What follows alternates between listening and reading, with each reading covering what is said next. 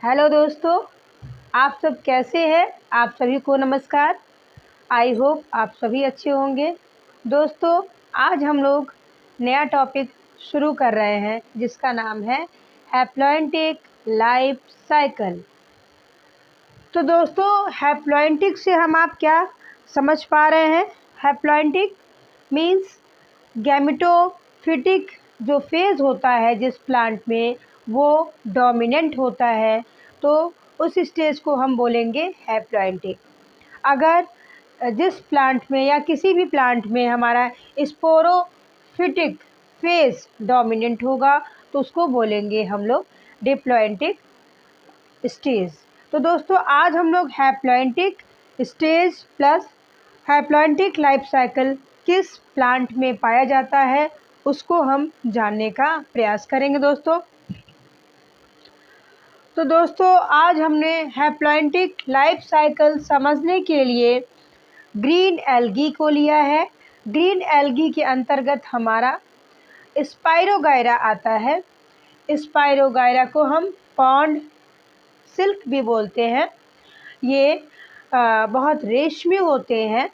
हमें ये पॉन्ड में या बहुत से जगह तालाब में या हमारे ये जो ट्यूबवेल होती है उनकी जो टंकी बनी होती है और किनारे किनारे उसमें आपको ग्रीन सिल्क जैसा या ग्रीन हरे रेशमी रंग का एल्गी या काई बोल सकते हैं, वो हमको पानी में दिख जाता है दोस्तों।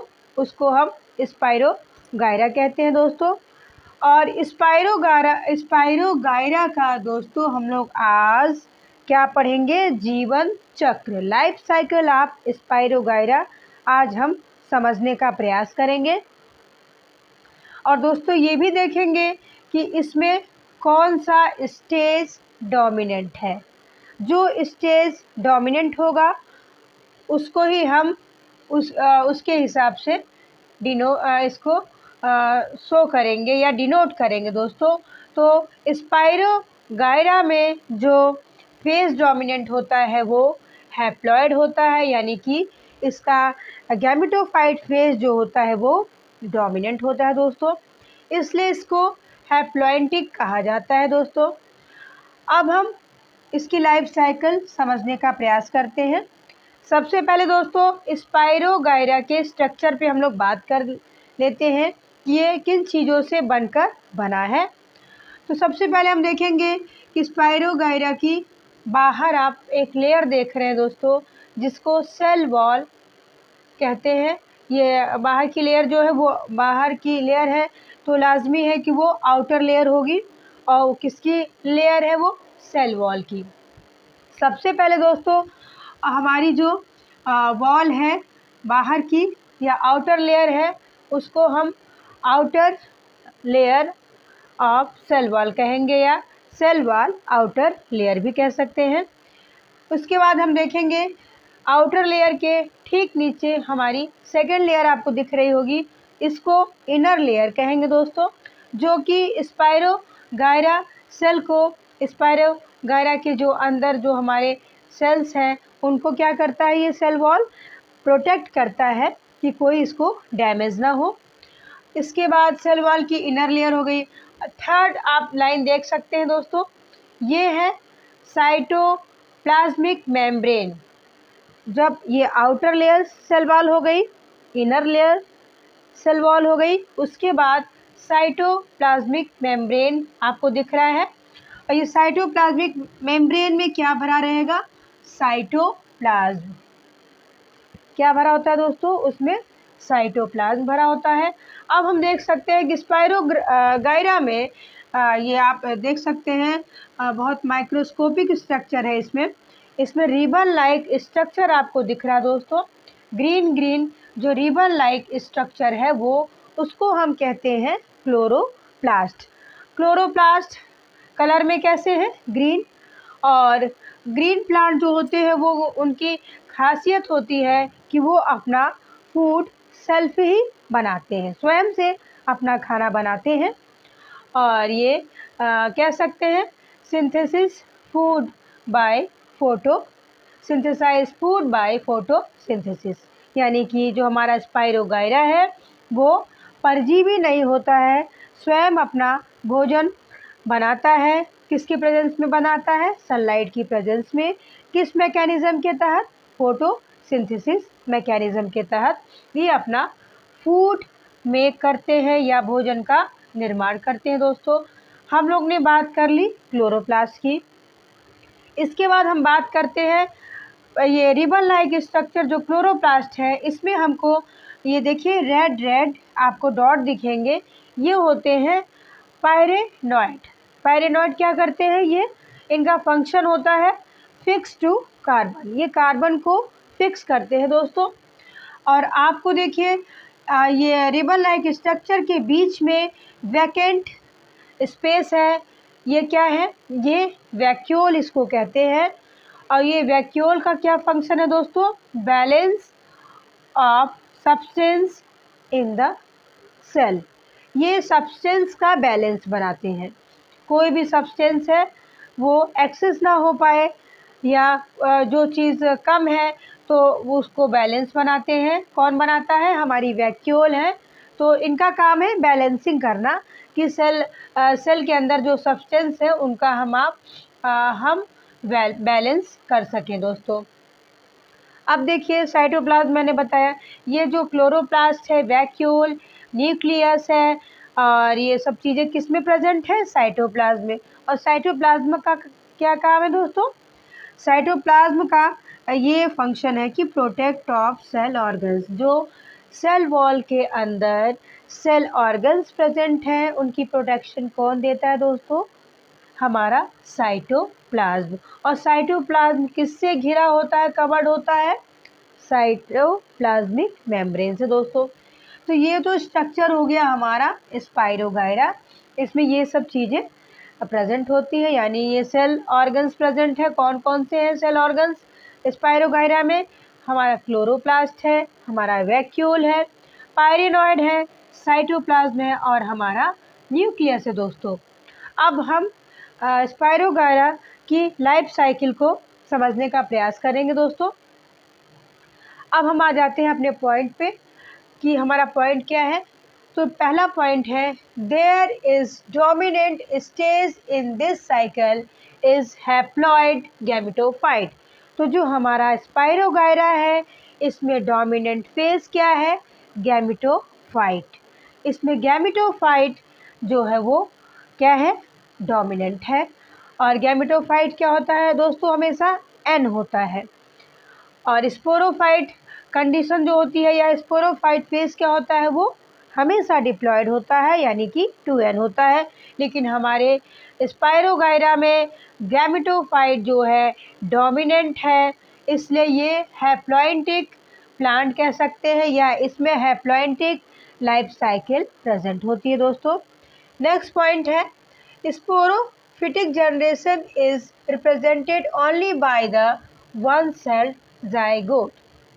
इसमें स्पाइरोगायरा में जो स्पोरोफिटिक जनरेशन रिप्रेजेंट करती है वो ओनली वन सेल्ड जाइगोट के द्वारा रिप्रेजेंट होती है, यानी कि जो जाइगोट बनता है वो वन सेल्ड होता है दोस्तों। There are no free living sporophyte. Spirogyra में फ्री लिविंग स्पोरोफाइट नहीं होता है दोस्तों। After meiosis zygote form haploid spores. अब आप देखिए यहाँ पे दोस्तों ये हमारा जाइगोस्पोर बना है जो कि 2n है। और ये आफ्टर मियोसिस क्या बनाता है? आफ्टर मियोसिस ये हैप्लॉइड 4 हैप्लॉइड न्यूक्लियाई बनाता है दोस्तों। मियोसिस से आप क्या समझते हैं?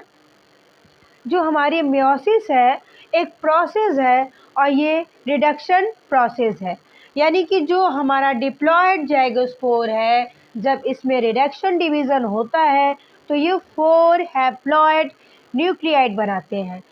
4 हैप्लॉइड न्यूक्लियाई बनाते हैं और ये कैसे होते हैं? एन स्टेज में, यानी कि हैप्लॉइड होते हैं। डिप्लॉयड में रिडक्शन हुआ तो क्या बनाया? हैप्लॉइड। और हैप्लॉइड क्या बनाया? न्यूक्लियाई। और न्यूक्लियाई के नंबर्स कितने हैं? 4 दोस्तों। और इसमें कौन सा डिवीज़न हुआ दोस्तों? रिडक्शन। नेक्स्ट पॉइंट है दोस्तों, the haploid spores divide mitotically and form gametophyte. अब जो हमारे हैप्लॉइड स्पोर्स थे उनमें भी डिवीजन हुआ दोस्तों। क्या हुआ दोस्तों? डिवीजन हुआ, सेल डिवाइड हुआ। कैसे डिवाइड हुआ? माइटोटिकली। तो उसमें क्या हुआ? माइटोसिस हुआ और उन्होंने क्या बनाया? गैमेटोफाइट। क्या बनाया? गैमेटोफाइट, जो कि एन फॉर्म में होता है दोस्तों। The dominant photosynthetic phase in such plant is free living gametophyte. अब हैप्लॉइडिक लाइफ साइकिल प्रेजेंट है स्पाइरोगाइरा में। और हैप्लॉइडिक क्यों कहते हैं इसको? क्योंकि इसमें गैमेटोफाइट फेज जो है वो डोमिनेंट है, और गैमेटोफाइट फेज डोमिनेंट होने की वजह से ये क्या करते हैं? अपना फूड स्वयं बना लेते हैं दोस्तों। एग्जाम्पल के लिए many algae such as volvox, spirogyra in Spirogyra and some species of Chlamydomonas। तो फिर आप दोस्तों ये जान रहे हैं कि ये गैमेटोफाइट जो डोमिनेंट है किसमें किसमें है दोस्तों? Many algae such as Volvox, Spirogyra and some species of Chlamydomonas. फिर दोस्तों यहाँ पे हमने स्पाइरोगाइरा को लिया। एग्जाम्पल के लिए हम लोग ने यहाँ पे किसको लिया? स्पाइरोगाइरा को लिया। स्पाइरोगाइरा का स्ट्रक्चर कैसा है दोस्तों? समझ लेते हैं। स्पाइरोगाइरा इज फिलामेंटस प्लांट, जिसको हम लोग ग्रीन एल्गी भी कहते हैं दोस्तों। और इसका अरेंजमेंट कैसा होता है दोस्तों? ये अरेंज होते हैं spiral arrangement of the chloroplast. इसमें जो क्लोरोप्लास्ट कैसे अरेंज है दोस्तों? स्पाइरल फॉर्म में अरेंज है। Found in fresh water. हमारा जो स्पाइरोगाइरा है हमेशा फ्रेश वाटर में पाया जाता है। इसको वाटर सिल्क भी कहते हैं दोस्तों, मैंने आपको बताया। और दोस्तों अब इसके हम रिप्रोडक्शन, इसमें इस प्लांट में कैसे रिप्रोडक्शन होता है इसके बारे में हम आप समझने का प्रयास करेंगे। स्पाइरोगाइरा में रिप्रोडक्शन 2 टाइप्स होता है, असेक्सुअल और सेक्सुअल रिप्रोडक्शन।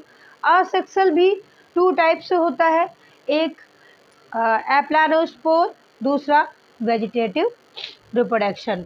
तो दोस्तों एप्लानोस्पोर जो हमारा है, एप्लानोस्पोर क्या होता है? Under unfavourable condition spore like structure formed. Aplanospore जो होता है वो एसेक्सुअल रिप्रोडक्शन के अंतर्गत आता है। जब अनफेवरेबल कंडीशन होता है तो जो स्पोर होते हैं वो एकाइनेट बनाते हैं, और जब फेवरेबल कंडीशन होता है तो जब फेवरेबल कंडीशन आती है तो वो अपने स्पोर लाइक स्ट्रक्चर फॉर्म फिर से एक नया प्लांट बनाते हैं। ये तो हो गया एप्लानोस्पोर मेथड से प्लांट का बनना। और फिर एक वेजिटेटिव असेक्सुअल में एक दूसरा क्या कहते हैं रिप्रोडक्शन है। क्या है? Vegetative reproduction. वेजिटेटिव मतलब क्या हुआ कि जो हमारा स्पाइरोगाइरा है अगर उसको उसका फ्रैगमेंटेशन किया जाए, यानी कि एक स्पाइरोगाइरा है उसको अगर उसमें कट लगाया जाए तो वो वापस से फेवरेबल कंडीशन में एक न्यू प्लांट के रूप में बन जाएगा। तो हम कह सकते हैं simple fragment formed new plant, यानी after simple fragmentation formed new plant of Spirogyra. तो दोस्तों असेक्सुअल रिप्रोडक्शन में भी 2 टाइप्स होते हैं, एक by aplanospore, second by vegetative reproduction. दोस्तों अब हम बात करते हैं सेक्सुअल रिप्रोडक्शन की। स्पाइरोगाइरा में सेक्सुअल रिप्रोडक्शन भी 2 टाइप्स होता है, scalariform conjugation, that is most important sexual reproduction in Spirogyra। दोस्तों ये स्केलरी फॉर्म कंजुगेशन पे बेस बहुत से क्वेश्चन आते हैं कि स्केलरी फॉर्म कॉन्जुगेशन किस एल्गी में पाया जाता है, तो that is most important method of reproduction present in spirogyra. Next इसका मेथड है सेक्सुअल रिप्रोडक्शन का लैटरल कॉन्जुगेशन। तो दोस्तों हम लोग बात करेंगे स्केलरी फॉर्म कॉन्जुगेशन की। अब हम आ जाते हैं सेक्सुअल रिप्रोडक्शन पे। Sexual reproduction is isogamous type. Isogamous का क्या मीनिंग है? आइसोगैमस मतलब सिमिलर टाइप, जो देखने में बिल्कुल सिमिलरिटीज रखता हो, उसको हम बोलेंगे isogamous type. which occurs by the conjugation of non-flagellated gametes। जो हमारा सेक्सुअल रिप्रोडक्शन है उसमें कैसे होता है? इसमें कॉन्जुगेशन के माध्यम से होता है, और कॉन्जुगेशन के माध्यम से क्या होता है, जो नॉन फ्लैजिलेटेड गैमेट्स होते हैं वो आपस में फ्यूज़ करते हैं, वो हमारा कहलाता है सेक्सुअल रिप्रोडक्शन के अंतर्गत हमारा स्केलरी फॉर्म कॉन्जुगेशन और लैटरल कॉन्जुगेशन में ये मेथड अप्लाई होता है दोस्तों। अब हम स्केलरी फॉर्म कॉन्जुगेशन को डीप में समझने का प्रयास करेंगे दोस्तों। ये कैसे होता है?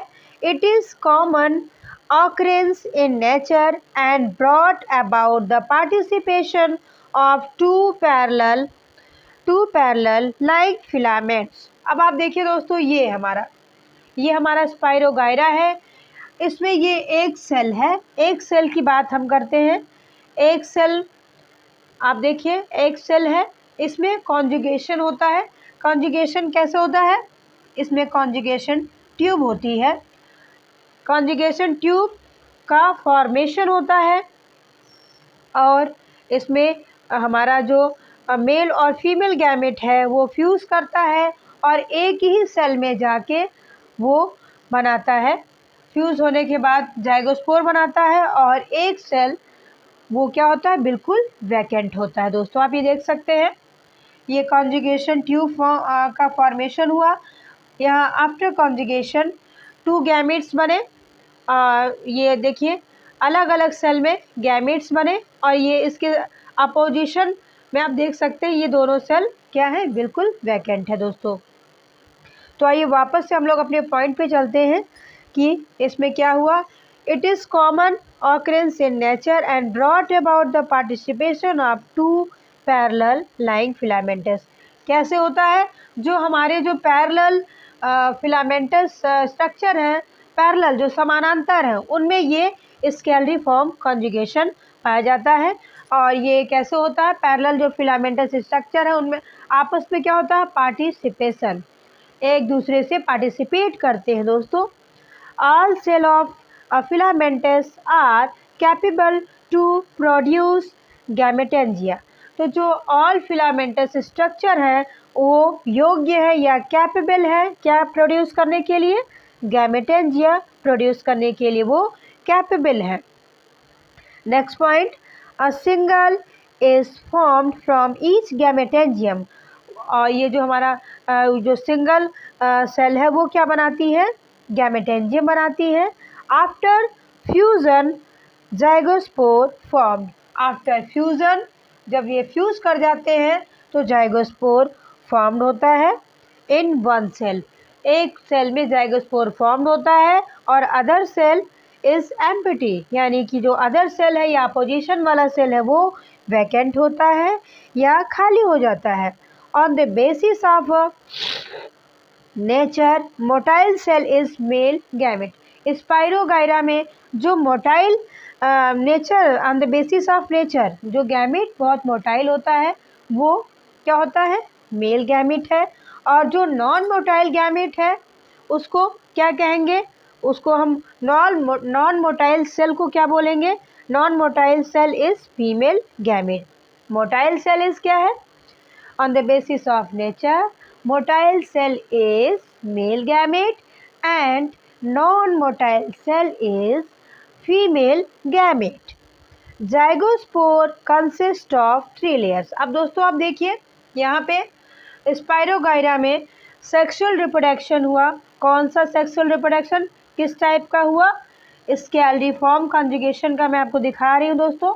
स्कैलरिफॉर्म कॉन्जुगेशन में क्या हुआ, 2 फिलामेंटस स्ट्रक्चर आपस में पैरेलल है और पार्टिसिपेशन होता है तो क्या बनाते हैं, कॉन्जुगेशन ट्यूब बनाते हैं। कॉन्जुगेशन ट्यूब बनने से जो हमारा मोटाइल मेल गैमिट है और नॉन मोटाइल फीमेल गैमिट है आपस में क्या करते हैं, फ्यूज़ कर जाते हैं और क्या बनाते हैं दोस्तों, डिप्लॉयड जाइगोस्पोर बनाते हैं। और ये डिप्लॉयड जाइगोस्पोर जब बन जाता है तो इसके अपोजिशन वाली जो सेल होती है या अपोजिट जो सेल है वो वैकेंट होती है, वो एक ही सेल में जाइगोस्पोर बना लेते हैं दोस्तों। और जब ये हमारा जाइगोस्पोर बन गया तो ये हो गया डिप्लॉयड। क्या हो गया दोस्तों, किस फेज में हो गया, ये डिप्लॉयड फेज में हो गया दोस्तों। और जब ये डिप्लॉयड हो गया तो इसको हम बोलेंगे 2n। और अब हम जाइगोस्पोर का स्ट्रक्चर समझ लेंगे कि जाइगोस्पोर किस फॉर्म में क्या क्या किस टाइप से बनता है। तो जाइगोस्पोर में जो सबसे बाहर की सेल होती है उसको बोलते हैं एक्सोस्पोरियम। और एक्सोस्पोरियम किससे बनता है, सेलुलोज से बनता है। बहुत रिजिड उसकी वॉल होती है, वो सेलुलोज से बना होता है। और सेलुलोज क्या है दोस्तों, एक सब्सटेंस है जो जाइगोस्पोर को प्रोटेक्ट करता है। एक्सोस्पोरियम के ठीक नीचे हमारी जो सेकेंड लेयर है उसको बोलते हैं मीसोस्पोरियम। वो भी हमारा किससे बना होता है, सेलुलोज और काइटिन से बना होता है। ये भी क्या करता है, जाइगोस्पोर को प्रोटेक्ट करता है। इसके बाद जो थर्ड लेयर प्रेजेंट होती है दोस्तों उसको बोलते हैं एंडोस्पोरियम। एंडोस्पोरियम भी किससे बना होता है, हमारे सेलुलोज से बना होता है। और सेलुलोज क्या है, एक सब्सटेंस होता है जो हमारे जाइगोस्पोर को प्रोटेक्ट करता है दोस्तों। इस तरह से हमने देखा कि हमारा जो जाइगोस्पोर है वो 3 लेयर्ड है। इस तरह हम कह सकते हैं जाइगोस्पोर कंसिस्ट ऑफ 3 लेयर, जो आपने समझ लिया। एक पहला लेयर है एक्सोस्पोरियम, दूसरा है मेसोस्पोरियम और थर्ड है एंडोस्पोरियम। इस तरह से हमने देखा कि हमारा जाइगोस्पोर 3 लेयर से बना होता है। और इसके बाद जब हमारा जाइगोस्पोर प्रोग्रेस करता है तो गैमेटेंजियल जो वॉल होती है वो क्या हो जाती है, डिके हो जाती है। उसके बाद क्या होता है दोस्तों, फिर zygote nucleus after meiosis formed 4 nuclei. फिर क्या करता है, जो हमारा जाइगोट में न्यूक्लियस प्रेजेंट है वो आफ्टर मियोसिस यानी आफ्टर रिडक्शन डिवीजन क्या बनाता है, 4 न्यूक्लियाई। ये हमारा जब 4 न्यूक्लियाई बन गया ये हैप्लॉइड हो गया दोस्तों। क्यों हुआ, क्योंकि इसमें रिडक्शन डिवीजन हुआ। क्योंकि हमारा पहले जाइगोट डिप्लॉयड था, 2n था, अब रिडक्शन डिवीजन हो गया। यानी किसी चीज़ में आप रिडक्शन करेंगे तो वो ऑब्वियसली कम हो जाएगा। तो 2n किस में बदल गया दोस्तों, किस में चेंज हो गया, n में चेंज हो गया। तो ये हैप्लॉइड हो गया। और इनके नंबर्स कितने हो गए, 4 हो गए दोस्तों। और जब ये 4 नंबर्स 4 हैप्लॉइड न्यूक्लियाई बन गए तब इसमें भी क्या होता है दोस्तों, इसमें भी फाइट होती है। अब इसमें भी दोस्तों, इसमें भी जो स्पोर मजबूत होगा, स्ट्रांग होगा, वो ही सरवाइव करेगा। और जब इसमें 4 हैप्लॉइड न्यूक्लियाई जो प्रेजेंट है इसमें से एक ही सरवाइव करेगा और जो 3 है यानी कि जो एक्स्ट्रा 3 है वो क्या होंगे, डिजनरेट हो जाएंगे दोस्तों। तो हम लोग पॉइंट पर फिर आते हैं। 3 न्यूक्लियाई आर डिजनरेटेड, यानी कि इसमें से जो 4 हैप्लॉइड न्यूक्लियाई में से 3 न्यूक्लियाई क्या होते हैं, डिजनरेटेड हो जाते हैं दोस्तों। ओनली 1 न्यूक्लियाई सर्वाइव, जो उसमें स्ट्रांग होता है, जो सर्वाइव कर पाता है, तो उसमें से only 1 nuclei is survive on germination. फिर क्या होता है, वो जो न्यूक्लियाई है वो ऑन जर्मिनेशन, जब जर्मिनेशन होता है, on germination in new haploid plant is form. जब ये फेवरेबल कंडीशन में जर्मिनेशन होता है, ये देखिए germination of zygospore, favourable condition में जब ये इसका जर्मिनेशन होता है तो क्या बनाता है, haploid form. Haploid plant is formed, यानी कि ये प्लांट जो है हमारा हैप्लॉइड है, यानी गैमेटोफिटिक है। इसमें गैमेटोफिटिक फेज क्या हो गया, डोमिनेंट हो गया, और इसको हम कहेंगे new haploid plant is formed. New haploid form कौन सा है, ये स्पाइरोगाइरा का है। हैप्लॉइड प्लांट क्यों है, क्योंकि इसमें फोटोसिंथेटिक होता है, फोटोसिंथेटिक प्लांट होता है दोस्तों।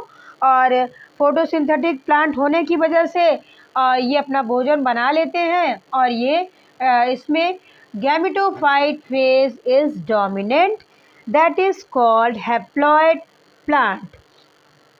नेक्स्ट दोस्तों सेक्सुअल रिप्रोडक्शन है। सेक्सुअल रिप्रोडक्शन में हमने स्केलरी फॉर्म कॉन्जुगेशन पढ़ा। नेक्स्ट हमारा मेथड है lateral conjugation. In this conjugation neighbouring cell of Spirogyra function of male and female gametes और conjugation tube formed after fusion zygospore is formed. तो जो lateral conjugation method किसमें है, sexual reproduction में जो दूसरा टाइप है, इसमें भी वही चीज़ है। इसमें क्या होता है, सेल्स जो होती हैं, जो नेबरिंग सेल है, जो पड़ोसी सेल है, वो आपस में क्या करती हैं, उसमें भी कॉन्जुगेशन ट्यूब का फॉर्मेशन होता है, और टू मेल गैमेट्स आपस में फ्यूज़ होते हैं, और आफ्टर फ्यूज़न क्या बनाते हैं दोस्तों, जाइगोस्पोर बनाते हैं। इस तरह से जाइगोस्पोर भी क्या करते हैं, 4 हैप्लॉइड न्यूक्लियाई बनाते हैं। उसमें से 3 हैप्लॉइड न्यूक्लियाई क्या होते हैं, डिजनरेट हो जाते हैं, ओनली 1 न्यूक्लियाई इज सर्वाइव। और इसके बाद after on the favourable condition ये जर्मिनेट करते हैं, और जर्मिनेशन से एक न्यू हैप्लॉइड प्लांट